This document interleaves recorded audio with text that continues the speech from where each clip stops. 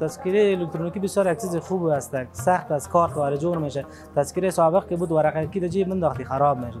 دیگه بهترین چیز است، کل چیزای دمی سخت است.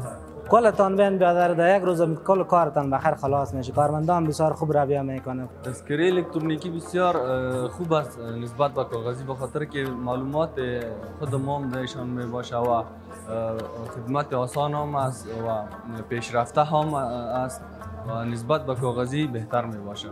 پیامم برای مردمی است که بیاین تذکره الکترونیکی بگیرن، به خاطر که هم پیشرفته است، هم معلومات انسانی و هم با کارم بهتر از تذکره کاغذی کردم.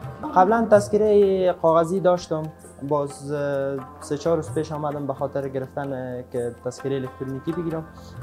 تذکره الکترونیکی که بسیار سهولت زیاد داره، به خاطر که مقاومت زیاد است، پاره نمیشه. و دیگه تذکره کاغذی که است خب کلان هم است دیگه، بسیار سخت است، پاره میشه، چی میشه. این بسیار خوب است که آدم داشته باشه، در هر جایی که نشان بده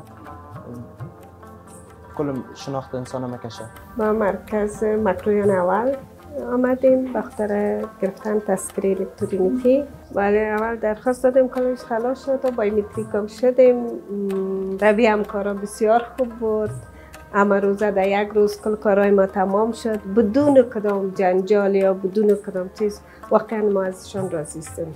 خب تفاوت زیاد داره. اولی که هویت ما تثبیت میشه، دومی که جلدش نمیشه.